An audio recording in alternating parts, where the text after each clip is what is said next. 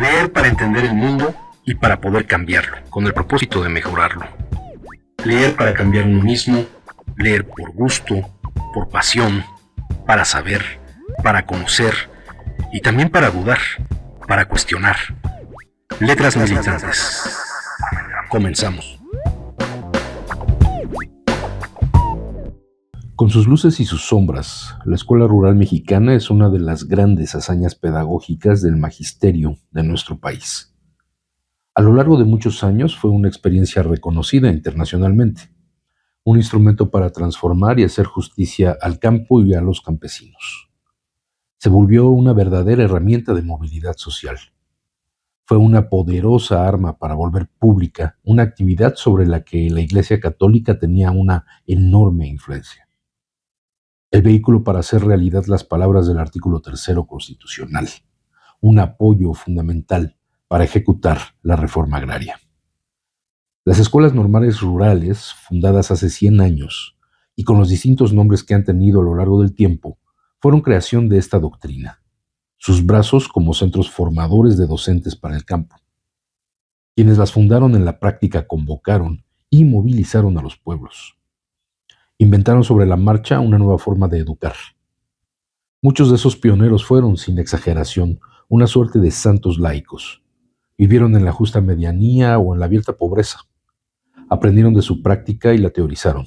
Eran honrados y sabios. No le falta razón al profesor José Santos Valdés cuando reclama para el gremio: nosotros, los maestros rurales, somos los más legítimos herederos de los gloriosos misioneros del siglo XVI. Bienvenidas, bienvenidos a Letras Militantes. Estamos de vuelta, ahora con un texto del compañero Luis Hernández Navarro. El texto se titula La pintura en la pared, una ventana a las escuelas normales y a los normalistas rurales, que fue recientemente presentado por el propio Luis Hernández Navarro en el marco conmemorativo de nuestros 15 años de lucha de resistencia. Se presentó aquí en el auditorio Ernesto Velasco Torres del ESME, y ahí tuvimos oportunidad de escuchar de su propia voz, pues cuáles fueron las fuentes, las raíces, de dónde viene esta idea de hacer este libro tan importante, con testimonios tan importantes de maestros formados en la normal rural, en normales rurales de diferentes partes del país, y pues lógicamente enfocados a llamar la atención, a llamar los focos, los reflectores sobre el conflicto que aún persiste a 10 años de la desaparición de 43 estudiantes normalistas de la normal rural de Ayotzinapa, de Guerrero, y 6 de ellos, bueno, no, 6 además de ellos, asesinados por estas fuerzas policíacas de Iguala con el aval del ejército mexicano. Y ha sido una preocupación fundamental del compañero Luis Hernández Navarro, un periodista, un escritor, coordinador de la sección de opinión de La Jornada, luchador social durante muchos años. En la década de los 70 él fue de los fundadores de la Coordinadora Nacional de Trabajadores de la Educación, de la CENTE, a la que ha estado apoyando, difundiendo su problemática, sus avances, sus ideas, y que pues también ha sido un gran apoyo para otros movimientos como el movimiento zapatista en Chiapas. Lo recordamos a él pues desde el levantamiento del 94 y en los esfuerzos más recientes de la escuelita zapatista.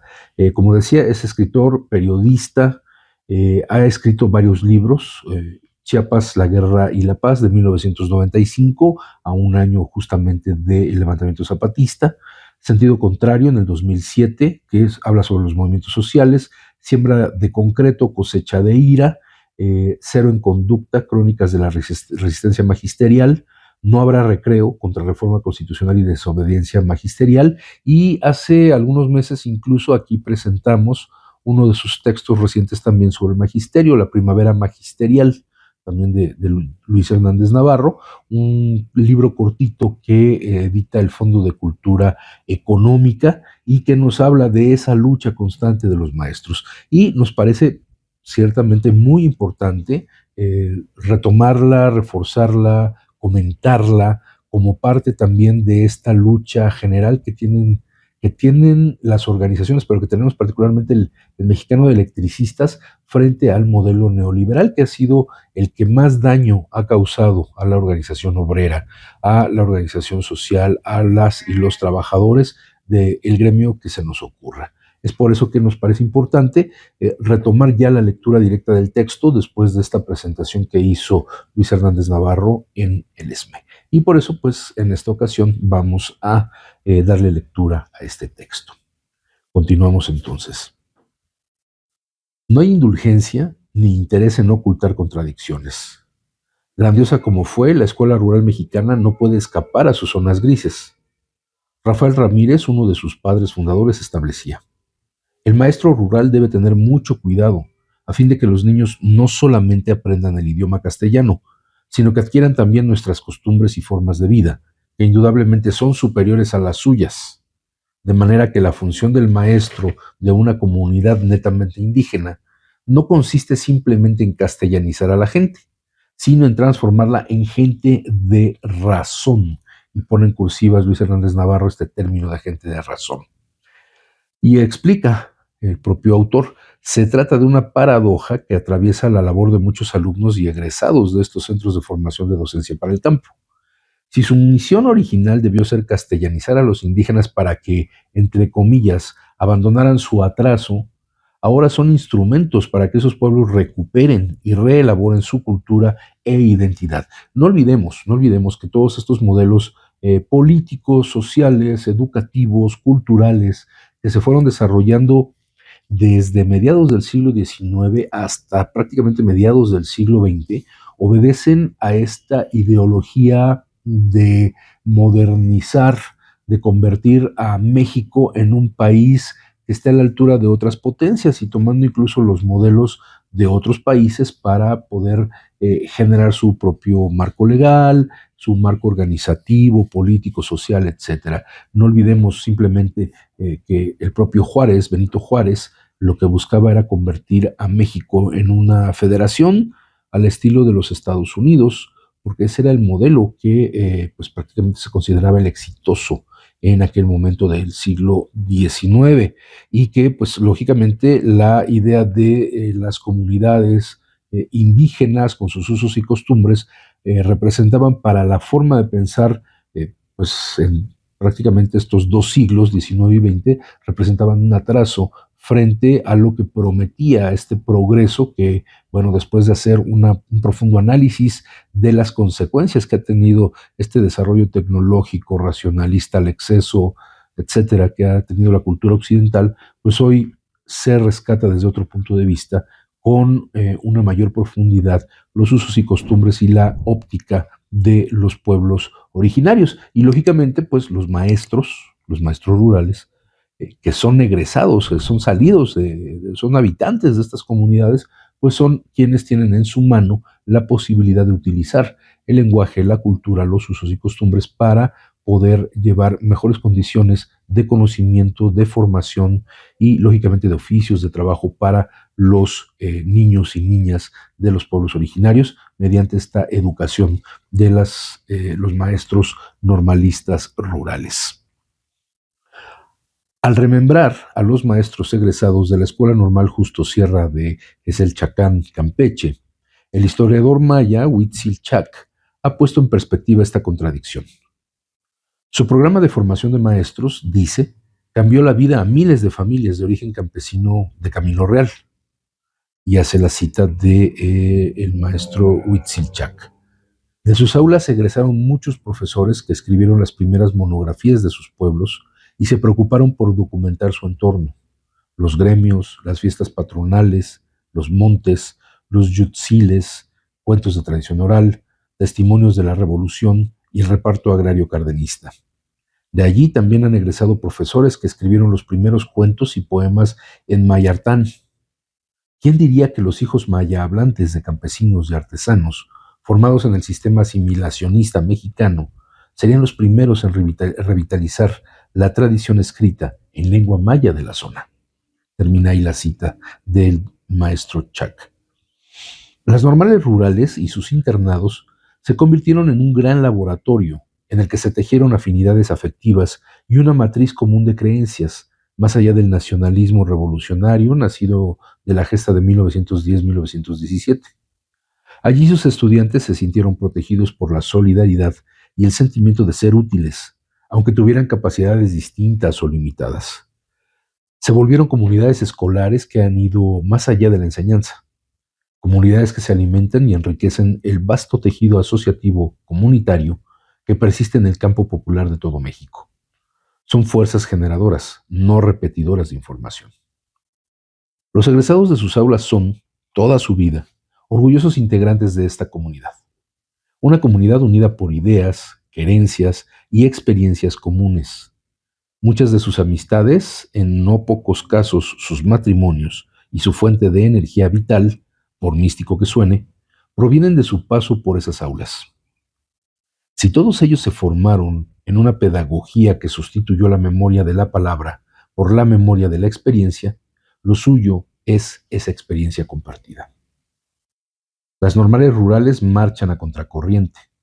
En un mundo en el que la educación se ha convertido en un negocio orientado a formar exclusivamente con criterios laborales, reproduciendo la segmentación entre ganadores y perdedores, y el uso del saber como vehículo para perpetuar la desigualdad, los centros de formación de docentes para el campo apuestan por otra ruta. Una ruta en la que la cooperación estimule la conciencia de que necesitamos a los otros y fortalezca el sentido de comunidad, en la que se desarrollen métodos de aprendizaje que convoquen al entusiasmo, la solidaridad, la emulación y la fraternidad, en la que se respete la dignidad de los alumnos, en la que, conforme a sus orígenes, se valore el papel del hacer en los procesos educativos, de la educación de cada uno en la comunidad y del aprender con todo el cuerpo.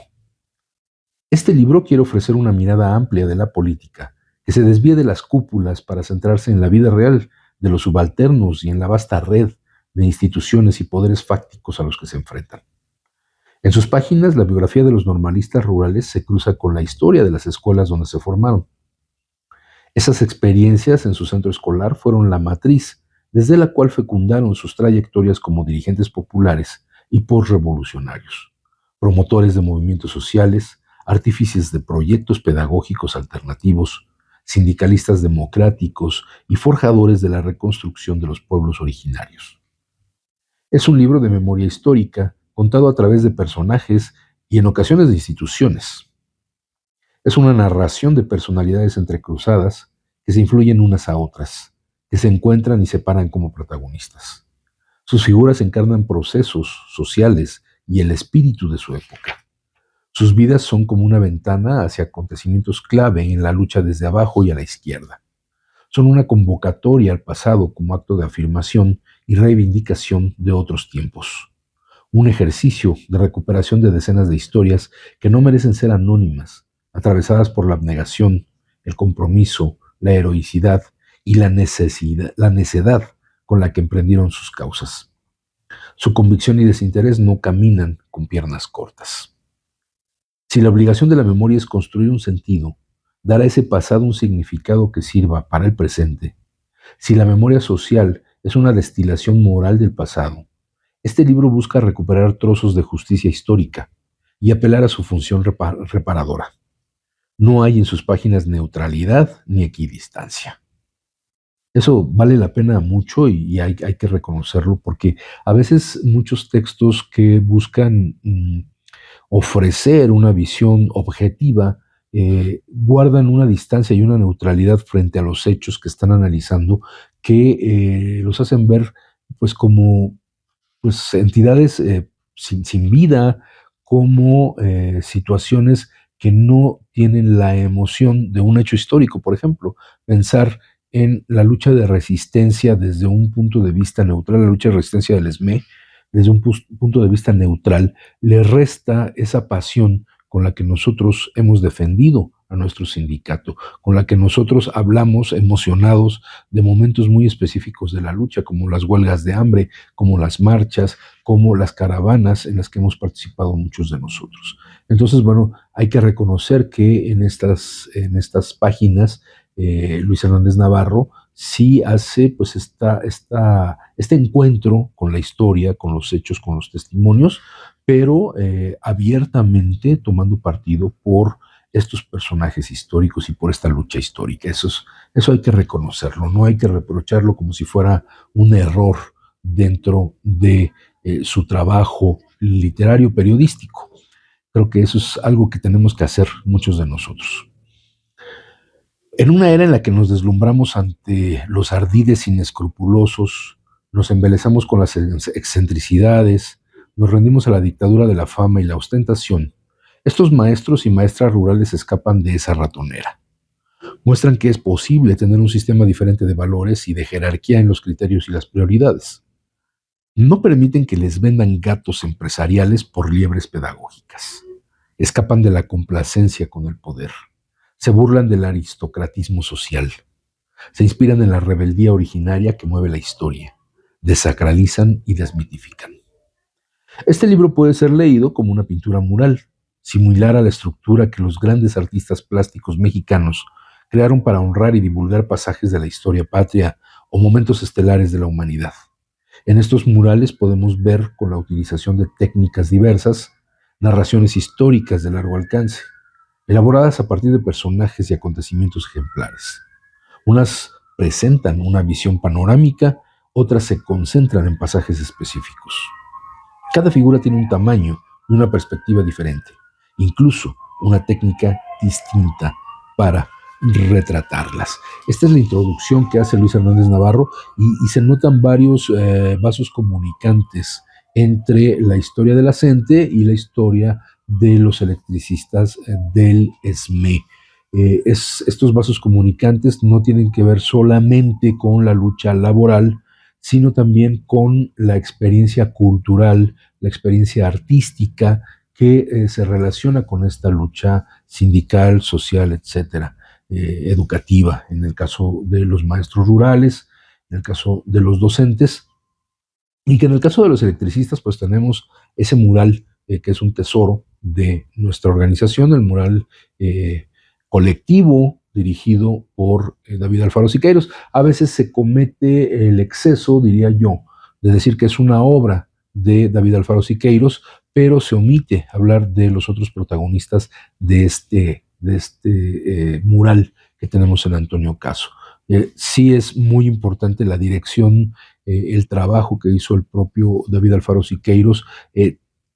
Todo su pensamiento de la época está resumido en ese mural, pero no hay que olvidar que también tienen un papel fundamental personajes como José Renau y los otros pintores refugiados, exiliados de la Guerra Civil Española, que participaron en el mural. Pero bueno, eso es parte de los vasos comunicantes y pues habrá que darle su espacio también en su momento a lo que nos cuente Luis Hernández Navarro sobre los muralistas que trabajaron con los maestros rurales, porque quienes hemos tenido la oportunidad de visitar las instalaciones de estos compañeros de lucha, hemos visto que también la pintura mural es un legado de esta historia postrevolucionaria y que ellos han asumido como la forma de mostrar su propia historia.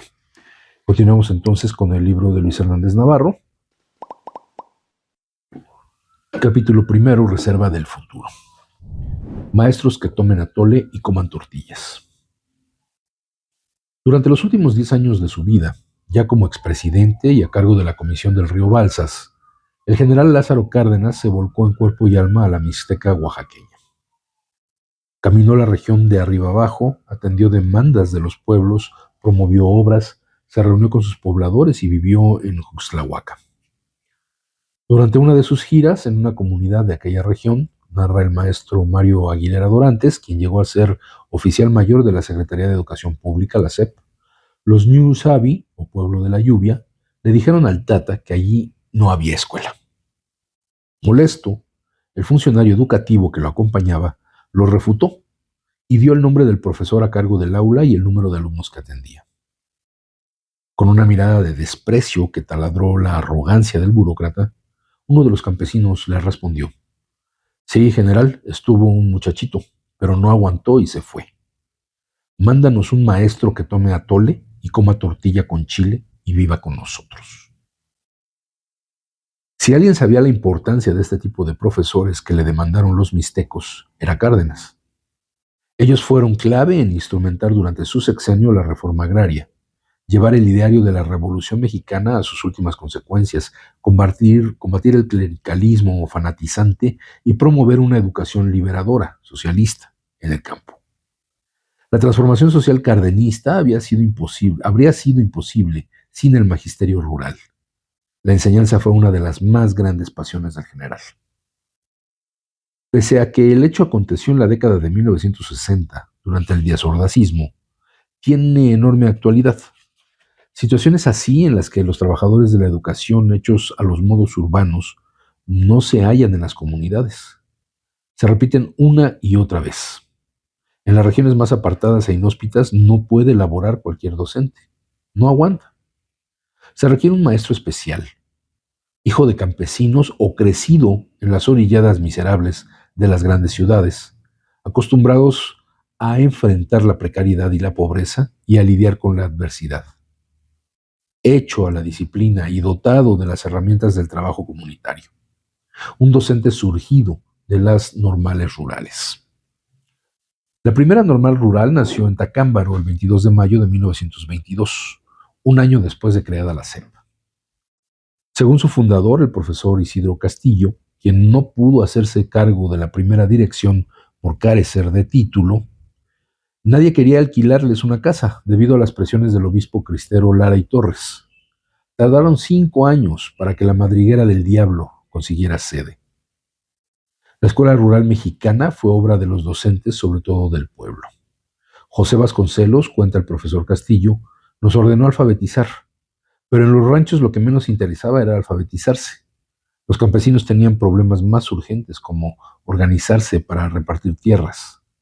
Por ello, la escuela rural extendió su campo de acción, ayudando a los campesinos en otras actividades. Y no olvidemos que, la educación era un factor del que se ocupaba completamente la Iglesia Católica desde la conquista, durante la colonia y después de la independencia, a lo largo del siglo XIX y buena parte del siglo XX. Y todavía, muchas de las escuelas privadas tienen este fuerte ascendente religioso, ¿no? Entonces, era lógico que frente a la creación de un gremio de docentes formados en los propios estados, en el campo, y que se encargaran de la educación desde una perspectiva además socialista, como lo planteaba el plan de gobierno de Lázaro Cárdenas, pues tuviera esta resistencia por parte de los religiosos que, no olvidemos tampoco, seguían siendo, por lo menos hasta la primera mitad del siglo XX, seguían siendo quienes tenían la voz de autoridad dentro de las comunidades rurales, en el campo, en las misas, que ya con avances tecnológicos como la electricidad y los sistemas de sonido, pues ellos podían utilizar megáfonos o bocinas para hacer escuchar las misas o los llamados de la propia iglesia hacia el pueblo, para moverlo, para organizarlo, para darle instrucciones, etc. Iba a ser un trabajo sumamente complejo romper con esa cuestión, y lo sigue siendo aún a estas alturas de la segunda década del siglo XXI. Este compromiso con la lucha agraria, la organización de la producción, la promoción de la higiene y la concientización comunitaria les valió para que se les acusara de ser instituciones subversivas y a sus estudiantes de vándalos.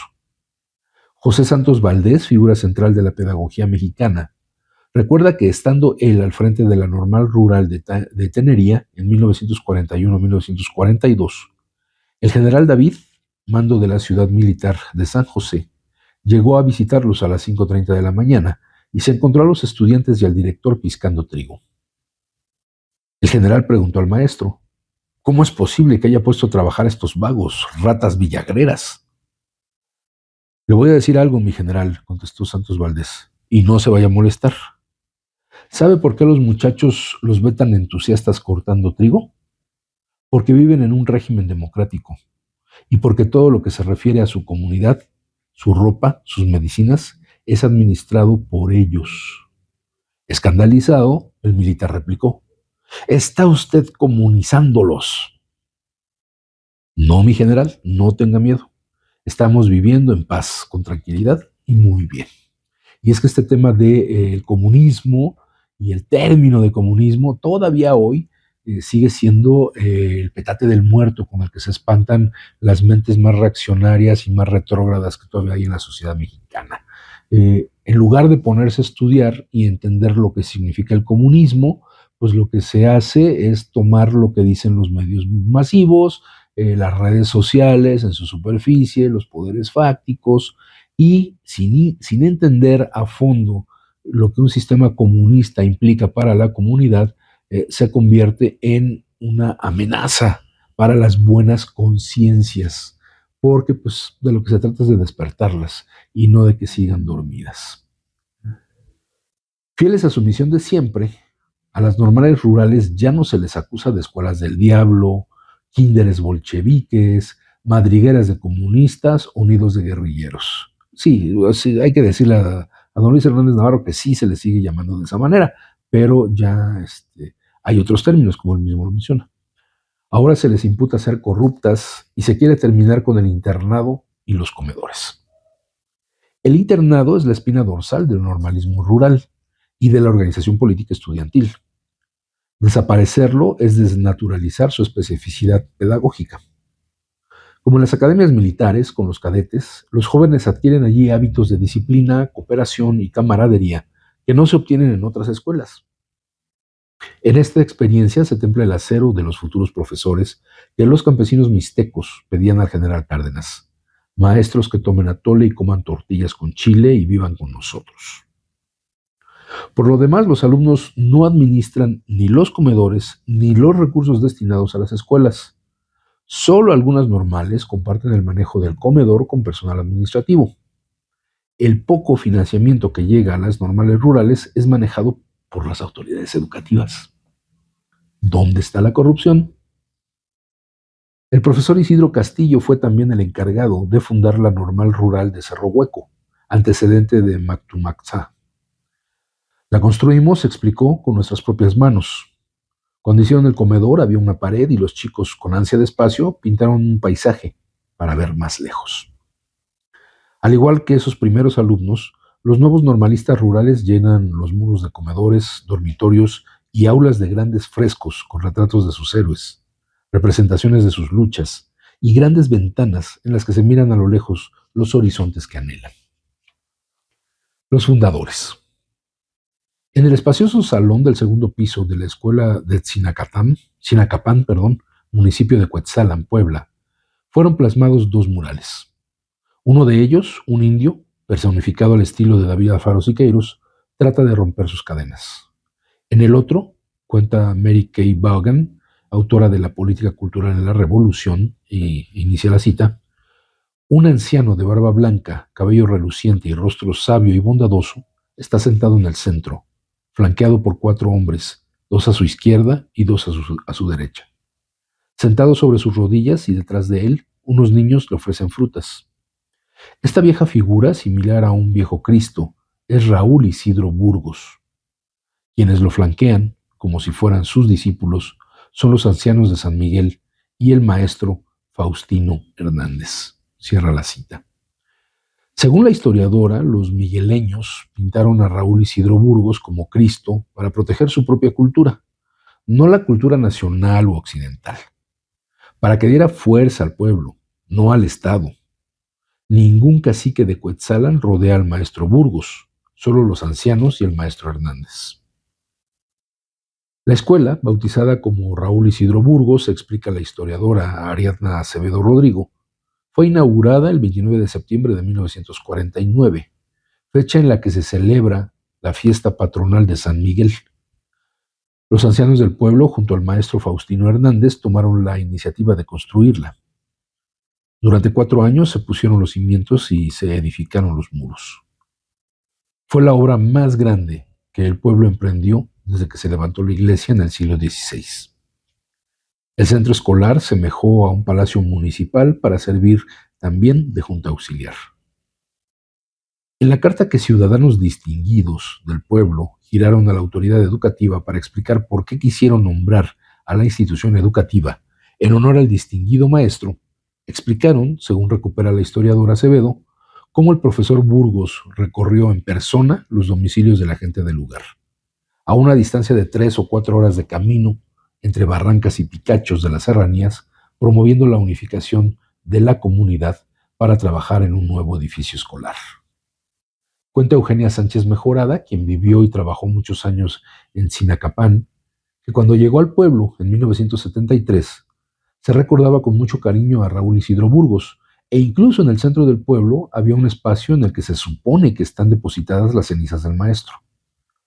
Por desgracia, el mural ya no existe. En años recientes, debido a su deterioro, pintaron otro mural y ya no está el maestro. El amor y el respeto que los habitantes de Sinacapán profesan por Raúl Isidro Burgos distan de ser exclusivos de esa localidad. La leyenda del maestro generoso y altruista está viva en otras regiones de Puebla, donde él dejó sembrada la semilla de la educación.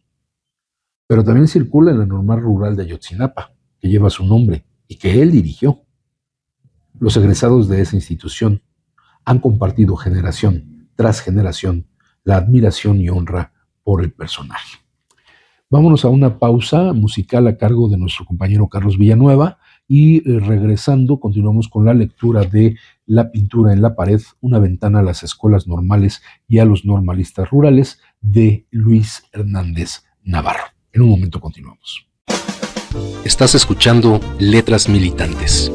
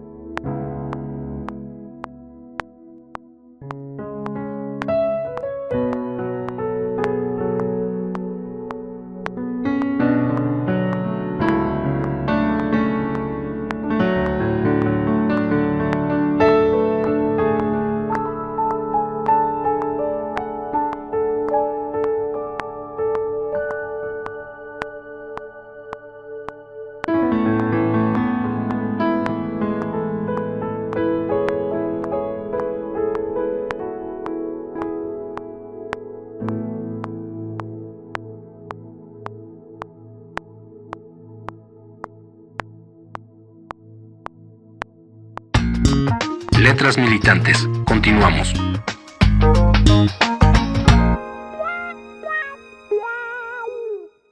Ya estamos de vuelta en Letras Militantes después de esta pausa con música original de nuestro compañero Carlos Villanueva para continuar con el texto de Luis Hernández Navarro, La pintura en la pared.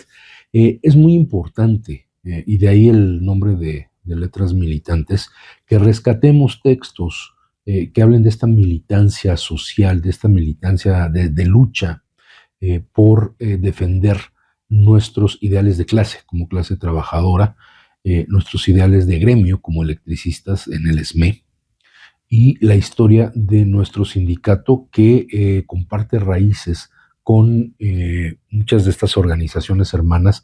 Por eso cuando se habla de actos de solidaridad con los compañeros maestros de la CENTE, con los normalistas de Ayotzinapa, con sus familiares, no es una cuestión espontánea, no es una cuestión al azar, no es una cuestión oportunista, sino que es resultado de una historia compartida de lucha, de puntos de encuentro que hemos tenido con organizaciones sociales a lo largo de casi 110 años de historia del SME. En algún momento hemos mencionado aquí también de la relación que hay con los zapatistas originales, vamos a llamarles, porque bueno, muchos dicen que el Ejército Zapatista es una copia mal hecha del Ejército Libertador del Sur. Bueno, ese es otro debate en el que no vamos a entrar aquí y que lógicamente pues los zapatistas de antes y de ahora tienen todo nuestro respeto y todo nuestro cariño y solidaridad. Pero el Ejército Libertador del Sur, a su entrada a la Ciudad de México en 1914, cuando después tiene contacto con la clase trabajadora, a quienes contacta es justamente a el Sindicato Mexicano de Electricistas. Hay pues militares del Ejército Libertador de Zapata en asambleas que se realizan del Sindicato Mexicano de Electricistas, y también se reúnen con los maestros. Entonces llama la atención que este gran movimiento agrario revolucionario impulsado por Emiliano Zapata y que va a ser retomado incluso por las fuerzas guerrilleras a lo largo del siglo XX, herederos directos de Emiliano Zapata, siguen teniendo esta comunicación con organizaciones gremiales como serán los electricistas y los maestros. Y particularmente en el caso de los maestros, efectivamente los normalistas rurales, los maestros rurales que también van a engrosar las filas de la lucha guerrillera, particularmente en el estado de Guerrero, en Michoacán, desde Rubén Jaramillo, y lógicamente la lucha de nuestros hermanos, jefes, que reconocemos justamente como Lucio Cabañas y Genaro Vázquez.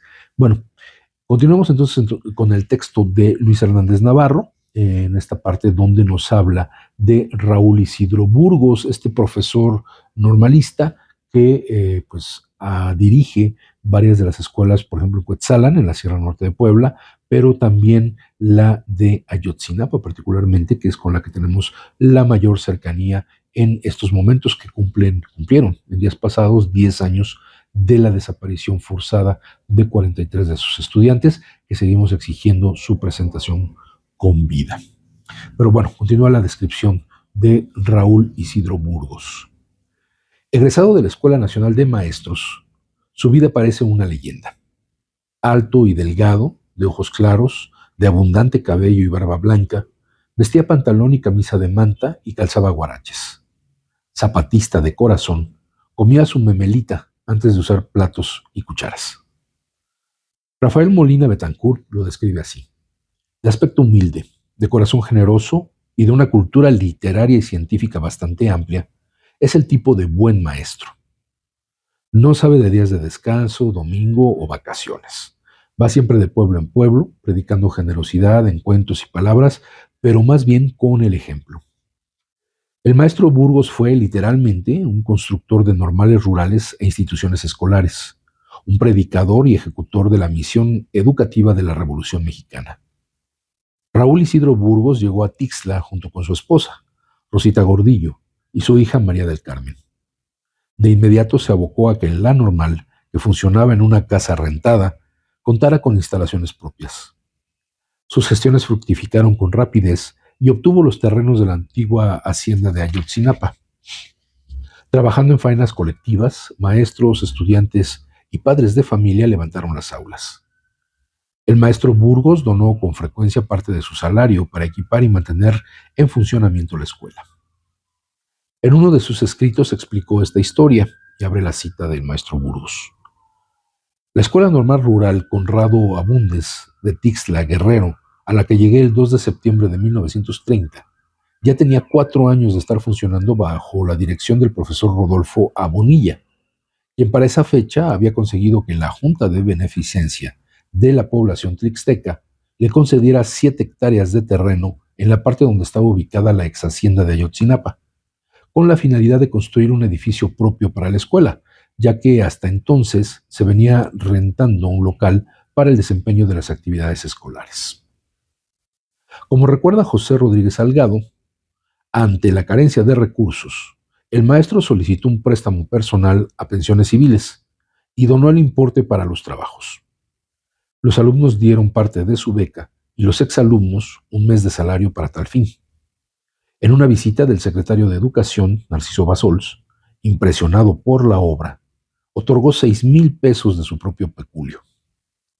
El maestro Rafael Ramírez puso a disposición 16,000 pesos de una partida no ejercida de su dependencia, además de otras ayudas. Termina la cita. Narra Héctor Osorio Lugo la historia de una mujer que se presentó ante él con su hijo desnudo en brazos a pedir ayuda para sepultar a su esposo. El maestro se quitó la guayabera, que vestía a modo de chamarra, y cubrió con ella al pequeñito. Ordenó pedir madera afiada y a sus alumnos elaborar con ella la caja. Por último, mandó traer su otra muda de ropa, tenía solo 2, y la entregó a la viuda para que sirviera de mortaja. No en balde llegó a llamársele Fray Burgos. Jubilado en 1956, después de trabajar sin interrupción durante 50 años, pasó sus últimos días en una modesta casa de interés social en la delegación Iztapalapa del Distrito Federal. Una de las versiones existentes sobre su destino final cuenta que en abril de 1971 sus cenizas se depositaron en terrenos de la Normal a la que tanto esfuerzo y recursos dedicó. A una semblanza escrita en abril de 2007 titulada Una fecha para recordar, deceso del profesor Raúl Isidro Burgos Alanís, José Rodríguez Salgado rememoró algunas recomendaciones que solía dar a los jóvenes. Y aquí la cita de esas recomendaciones. Condúzcanse, les decía, siempre con la verdad, aunque se desplomen los cielos. Antes de tomar una decisión, pónganse una bolsa de hielo en la cabeza. Nunca gasten más de lo que ganen. Obren siempre con la mayor sencillez y modestia. Tengan presente que quien habla mucho, mucho peca. Esto es, no pierdan la oportunidad de quedarse callados. Siempre son buenos los periodos de mutismo, es decir, de austeridad verbal. Así termina la cita de este maestro Isidro Burgos. Respecto de la política, comentó: si son aficionados y o se interesan por esta actividad, que es algo serio, recuerden que la política es el arte de conciliar intereses. En la labor de Raúl Isidro Burgos se resume uno de los grandes objetivos del normalismo rural en México, que los estudiantes de Ayotzinapa y de otras escuelas han procurado mantener vivo. Formar un maestro con capacidades especiales para atender una escuela que pueda satisfacer las necesidades de los campesinos. Un maestro que enseñe valores y actitudes como la higiene y la puntualidad, a expresarse correctamente, a guardar silencio, a combatir el alcoholismo y el fanatismo religioso y fomente la cooperación y el ahorro. Según el viejo luchador social Miguel Aroche Parra, como maestro y como hombre, Raúl Isidro Burgos representó el modo más consecuente, más sostenido de la idea y la práctica de una escuela rural, corazón de las comunidades rurales, impulsora del cambio social. El maestro Otón Salazar fue trasladado de la Normal Rural de Huastepec, donde realizó su primer año de estudios, a Ayotzinapa. Al llegar fue a ver a don Raúl. Era un hombre impresionante, culto, humano, nos trataba con grandes consideraciones, cuenta el legendario dirigente sindical del magisterio. Me recibió y dio la orden de que me asignaran un dormitorio. Me mandaron a La Gloria. Así lo llamaban porque estaba en un lugar muy alto. Hasta ahí se refleja la idea que él tenía de La Gloria. Hasta arriba. Llegó a la Sierra Norte de Puebla en 1935 para hacerse cargo de la normal rural de Xochiapulco. Textualmente la edificó. Según Mary Kay Vaughan, llevó cal, mezcló cemento, deshiervó los campos de la escuela. Nunca castigó a un alumno. Sabía inspirar respeto. Hombre sencillo, arduo y trabajador, explica Ariadna Acevedo Rodrigo. Quiso elevar las costumbres de los campesinos, pero fue respetuoso de las costumbres locales. Como director de la normal, tomó mucho cuidado con la manera en que los alumnos aprenderían a introducir el español en las escuelas.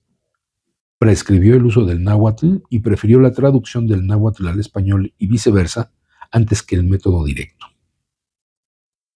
A pesar de la excepcionalidad de su compromiso pedagógico y humano, don Raúl dista de ser una figura única en la historia del normalismo rural. Sin exagerar, personajes así abundan en las primeras décadas de la epopeya educativa posrevolucionaria. El mismo Rafael Ramírez, arquitecto de la Escuela Rural Mexicana, tuvo algunos de estos rasgos. Según José Santos Valdés, murió en la pobreza, pero envuelto en la más limpia de las banderas, la dignidad humana. Despreciaba el dinero y no había forma de hacerlo callar. No exageraba.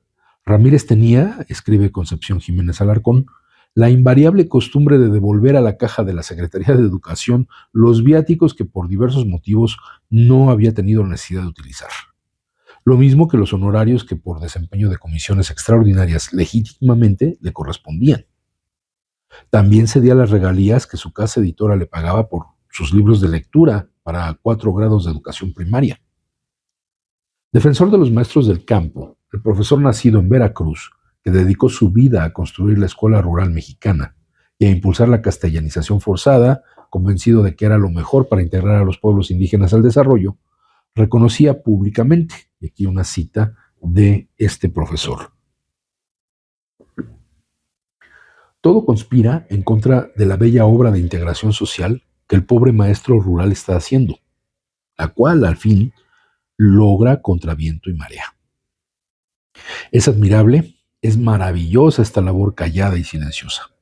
Yo no podría hacerla, no obstante la regular preparación académica y profesional que recibí en una escuela normal que fue, en sus mejores tiempos, de primer orden. Carezco de la preparación adecuada, me falta el adiestramiento necesario para la inteligente comprensión de las situaciones rurales, el espíritu de abnegado servicio y el confiado y sereno valor para desvincularse del grupo social que llamamos culto e ir al campo como misionero de la cultura, que al fin eso es el maestro rural. El más humilde maestro rural es superior a mí, se ha dicho sin falsa modestia. Otro de los padres fundadores del normalismo rural que tiene la talla de un gigante es José Santos Valdés. De él decía con razón Víctor Hugo Olivares: no conozco un maestro al que sus alumnos hayan seguido tanto y por tantos años. Sus alumnos se dieron a la tarea de editar las obras completas del maestro. No fue una tarea menor. Hasta hoy suman 21 tomos. Su producción escrita fue polifacética. Simultáneamente maestro, historiador, periodista, periodismo que no educa simplemente es entretenimiento, decía. Y escritor, colaboró con las revistas Política y Siempre. Publicó en los periódicos El Mundo de Tampico, El Heraldo de San Luis Potosí, El Porvenir de Monterrey, El Siglo de Torreón y El Día. Escribió varios libros clásicos de la literatura pedagógica mexicana, como Amelia, maestra de primer año. En reconocimiento tardío a sus virtudes cívicas y sus aportaciones pedagógicas, se han levantado 3 esculturas o bustos suyos en la Escuela Normal Rural General Matías Ramos Santos de San Marcos, Zacatecas, institución que dirigió, en Matamoros, Coahuila, su ciudad natal, y en Torreón.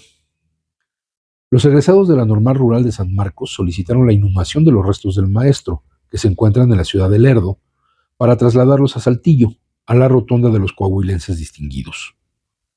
La solicitud quedó detenida, pese a que se prometió darle este reconocimiento. De manera que en 2019 sus exalumnos doblaron la apuesta y promovieron que el Consejo Consultivo, a través del Senado de la República y la Comisión de Cultura, aprobaran trasladar los restos del profesor coahuilense a la Rotonda de las Personas Ilustres de la Ciudad de México. Sus valedores argumentaron que el mentor es un personaje que de origen representa la dignificación profesional de los maestros y la reivindicación de la normal rural como institución fundamental para el desarrollo educativo nacional. José Santos Valdés nunca olvidó su origen. Nació el 1 de noviembre de 1905 en Matamoros, Coahuila. Fue hijo de un peón de hacienda. Desde niño trabajó en estos lugares. Estudió en la Escuela Normal de Coahuila gracias a una beca. A los 16 años padeció síntomas de tuberculosis por hambre. En 1923 obtuvo una plaza de maestro rural. Le pagaban 2 pesos con 50 centavos, 3 veces el sueldo de los peones. Con ese dinero se compró su primer traje. El administrador y el mozo de la hacienda le amargaron la vida. Cuando explicaba a los niños que las nubes son vapor de agua condensado, el administrador le replicaba: ustedes los maestrillos rurales son unos ignorantes. Enseñan mentiras y más mentiras. Las nubes son de polvo. Un año más tarde continuó su formación como profesor de primaria. No quería ser un destripado. Se graduó en 1926. Muy pronto sacaría las primeras lecciones de su experiencia docente. Entendí, escribió en su autobiografía, que solo puede ser accesible a los niños de manera completa aquello que no deja dudas o confusión en nosotros mismos. Para él, lo que educa no es lo que se dice, sino lo que se hace. Lo mismo con la puntualidad que con el trabajo. Los niños, concluyó, no resisten la fuerza del ejemplo. Su experiencia docente fue intensiva y fructífera. Cuando se encontraba al frente de la Normal Rural de San Marcos, una misión de la CREFAL, Centro de Cooperación Regional para la Educación de Adultos en América Latina y el Caribe, lo encontró sentado en el suelo, calzado con botas mineras, pantalón de montar y manejando piedrecitas, con niños de primer año, mostrando a los muchachos de último grado de normal la técnica de la enseñanza de la numeración. A los, entre comillas, especialistas, les pareció que lo que hacía Santos Valdés era antipedagógico. Discutió con ellos intensamente. Por supuesto, él tenía razón. Fue director de la Escuela Primaria Superior Talamantes, en Navojoa, Sonora, en la que tuvo como discípulos a los hijos del expresidente Álvaro Obregón. Siendo inspector de zona en las escuelas primarias de Hermosillo, fue deportado del estado por el gobernador Rodolfo Elías Calles, quien le dio 24 horas para abandonar el territorio por considerarlo un peligroso comunista. Fue maestro o director de instituciones educativas tan diversas como la Escuela Central Agrícola de Tamatán, Tamaulipas, las Normales Rurales de Galeana, Nuevo León, Tenería, Estado de México, El Meche, Hidalgo, y San Marcos, Zacatecas. En 1967, ya jubilado, la SEP lo comisionó como supervisor especial de enseñanza normal. Como recuerda Javier Morales, hostigado por las autoridades educativas, estuvo 2 años a disposición de personal y muchos meses más sin cobrar su salario. Las historias de su obra y labor educativa son interminables. En septiembre de 1937 fue nombrado director de la Escuela Regional Campesina de Galeana. A pesar de que se encontraba boletinado, logró entrar a la institución. Sistematizando su experiencia, allí elaboró uno de los planteamientos centrales para el funcionamiento de las normales rurales. Abre la cita. Pensé, explicaba, en el tipo de organización que debería regir en la escuela y formulamos un código disciplinario. Está publicado en el libro Democracia y Disciplina Escolar. La base de la organización democrática era constituir una comunidad escolar. La comunidad estaba integrada por la totalidad de los que vivían y trabajaban en la escuela. Era fundamental entenderla así, para que se entendiera que todos vamos en el mismo barco, todos somos responsables de lo que pasa aquí. Una vez concebida la comunidad escolar, desarrollé la teoría de la autoridad organizada. Allí nació la creación de comités, de deportes, de bibliotecas, etc. Y de un reglamento que regía la vida de la escuela. Se basaba en un concepto de autoridad distinto. A partir de ahí se habló de autoridad organizada y de capital disciplinario. Al comenzar el año escolar, un alumno recibía 100 puntos. De ahí se descontaban las faltas, retrasos, fugas de la escuela, faltas a clase. Eran sancionados. El código disciplinario era discutido y aprobado por la comunidad escolar. De manera que si el estudiante se quedaba sin puntos, se autoexpulsaba. No se hacía nada que no fuera del conocimiento de la asamblea. Nunca le pedimos a la SEP que fuera a resolver nuestros problemas. La experiencia se concretó en Galeana, Tenería y San Marcos. Interesantísimo este desarrollo de esa disciplina y de esa generar las reglas de convivencia, que es similar a nuestro estatuto sindical y que nace justamente también del asambleísmo. No hay que olvidar que esta ley tan importante interna de nuestro sindicato nace de las asambleas que en sus orígenes tenía el sindicato desde el 14 de diciembre de 1914 y que en estas asambleas se tomaban las decisiones de cómo se iba a avanzar. Y poco a poco, bueno, cuando lógicamente fueron más las actividades que debían ser tomadas en cuenta y se hicieron más complejos los procesos de relación de trabajo, se tuvo que elaborar un estatuto y este estatuto fue evolucionando en la década de los 20 hasta la década de los 30, que es cuando empieza a tomar su forma más definida, y en el 36-37, con Breña Alvírez y Manuel Paulín, hay modificaciones muy importantes al estatuto sindical que van a dejarlo, digamos, en la estructura que conocemos hasta el día de hoy. Y que bueno, pues ya se ha hablado de que próximamente estaremos entrando en la discusión si es necesario hacerle modificaciones a nuestro estatuto. Pero es muy interesante cómo aquí se rescata ese espíritu del asambleísmo convertido en este código de disciplina, en este estatuto interno de los maestros rurales que no tenían que pedirle nada a la SEP. Y por eso es interesante retomarlo, porque en el caso de nuestro estatuto, de acuerdo con la ley federal del trabajo, nuestro estatuto nos da la autonomía y nos da la autoridad para tomar decisiones por nuestra cuenta. Establece algunas reglas generales, algunas reglas específicas, la ley federal de trabajo, pero todo lo demás queda sujeto al contenido de nuestro estatuto. Entonces es algo que debemos nosotros rescatar, sostener, mantener, defender, porque eso representa nuestra autonomía. Los maestros saben, nosotros los electricistas también lo sabemos. La historia es la que nos ha dado ese conocimiento y esa capacidad para regirnos de manera autónoma. Entre los muchos ejemplos prácticos de cómo esta visión de la autoridad funcionaba, él citaba uno, acaecido en 1937 en plena educación socialista. El asunto comenzó cuando un muchacho le pegó una bofetada a una compañera. La agresión se trató en la Asamblea General de la comunidad. No podía tolerarse que un hombre golpeara a una mujer, como sucedía en el campo. Pidieron su expulsión. Se armó una discusión tremenda. Las muchachas ganaron la votación y el joven fue expulsado.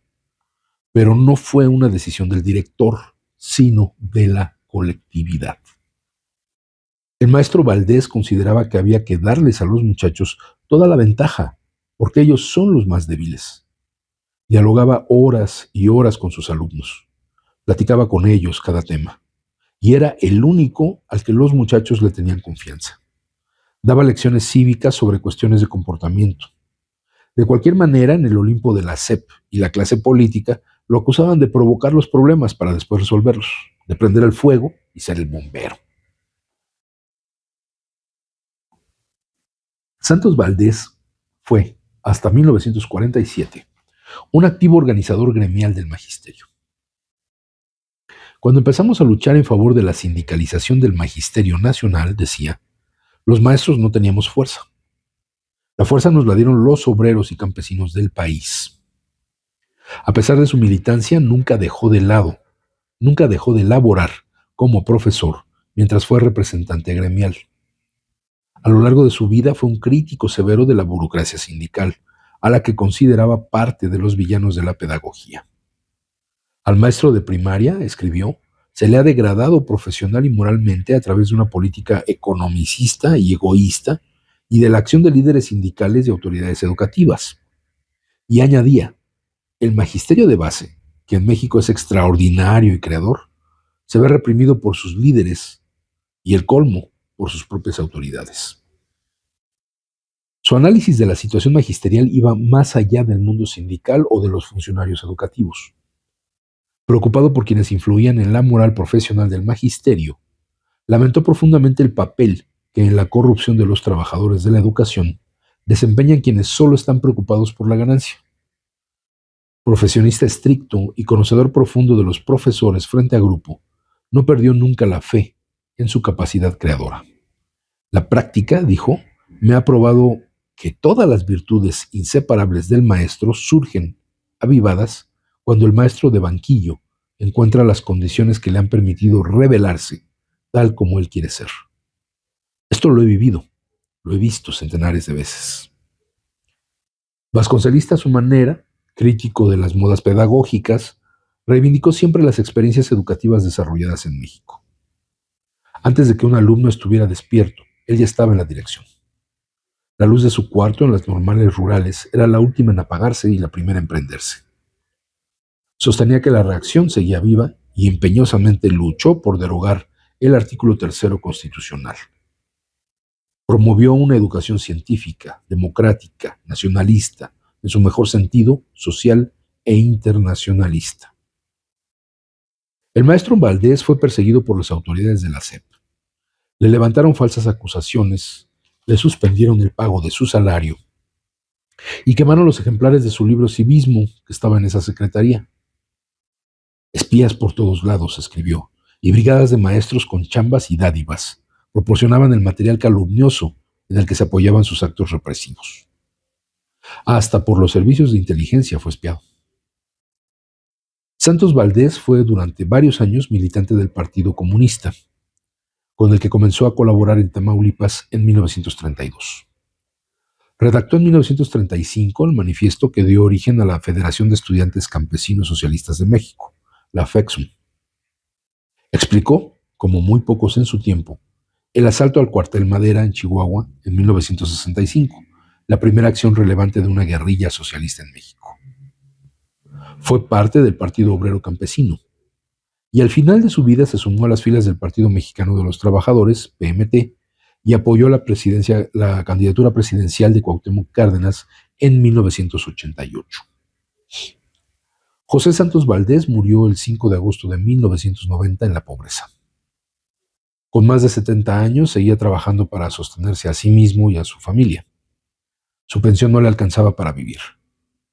Sus discípulos han tratado de mantener viva su obra y su memoria. Casi todos los grandes pensadores de la educación de la primera mitad del siglo XX en México se formaron en el campo. La escuela rural mexicana fue, a un tiempo, su obra y su incubadora. Los fundadores y directores de las normales rurales eran usualmente ejemplo de honestidad económica y de compromiso profesional y comunitario. Eran los tiempos en los que, según Víctor Hugo Olivares, el maestro tenía dos trajes, el que traía puesto y el que estaba en arreglo, 4 camisas y 2 pares de zapatos, los negros y los cafés. Jesús Castro Agúndez, quien fue director del MEXE, recuerda: yo era el primero en levantarme todos los días. Estaba de pie a las 5 de la mañana para asistir al pase de lista y distribución del trabajo, que se organizaba todos los días. Nunca dejé de estar un sábado o un domingo en la escuela, pendiente de lo que ocurriera, de que asistieran los visitantes de los muchachos. Mario Aguilera Dorantes, director de la Escuela Normal Rural de Ures, Sonora, de Cerro Hueco, Chiapas, y de la Escuela Regional Campesina en Tamaulipas, confiesa: aprendí a arar en las escuelas normales. Cuando hice mis primeras experiencias, el arado se me iba por todos lados y los muchachos me enseñaron. Pero lo hice trabajando con ellos. Los hacía trabajar con gusto, para demostrarles que trabajar es un honor. Manteniendo una escuela de una limpieza extraordinaria, convencidos de que debíamos estar en un lugar digno. Lucía Martínez Moctezuma recuerda el caso de Isidro Castillo. En 1927, después de fundar la Normal Rural de Tacámbaro, fue enviado a la de Cuernavaca, y en 1931 fundó la Normal Rural de Cerro Hueco. En poco tiempo realizó en Morelos una labor espectacular: conferencias, tablas gimnásticas, juegos deportivos, excursiones. Dignificó las deterioradas instalaciones, él mismo se hospedó en un cuarto de la escuela. Comía con los alumnos y los domingos salía a nadar con ellos. No duró mucho allí. Su enemistad con el general Juan Domínguez, gobernador de Morelos, al que objetaba el uso de las instalaciones escolares para festejos, terminó provocando su remoción. Al regresar de una visita con sus estudiantes a la tumba de Zapata, el militar le envió un telegrama que decía: absténgase de rendir tributo a personas no reconocidas como héroes. Bueno, pues llegamos a el final de esta lectura. Yo creo que valdría la pena continuar con este libro, la verdad muy interesante, muy emotivo, de las experiencias, los testimonios de los maestros rurales y el peso que tienen en el desarrollo de la educación en nuestro país, pero también de la historia social de nuestro país.